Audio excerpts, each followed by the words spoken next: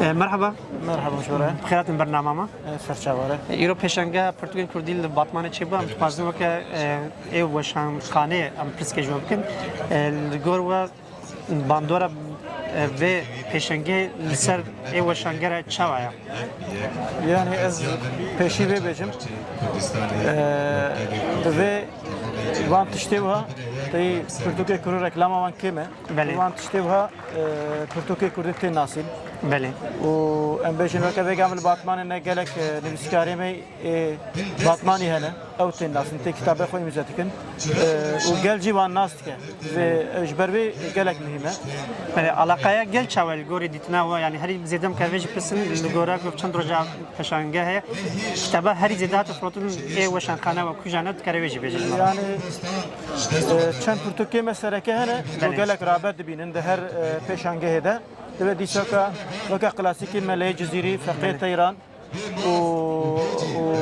احمد خانی مموزیناوی gerek علاقه دبینه و داری دیلو که دیلو که کردستان و شرفنامه جی خوندوان gerek اکتکن دخوازن yani دکرن peki alaka gel çava gör ditna ve millet te dikren tfoynen çava yani bor sohbet etken çava bijin tabi gerek peşenge va em vaka şangay لباتمان دما چویه ام هاتنه علاقه جارنا قلسه جارنا باشه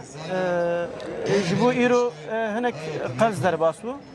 لبلوان سالیدن باشتر بو پشتی هفتیه کدن peşengeye ke dihe selbatman emi beştar bibin em hevidarın go baştır der bası ben. Bele tabii bu peşenge Portekal Kurdiye yani o çi hestiye jora avat kez bejim. Vallahi hiç mera gelek piroze yani. Bazın go her dem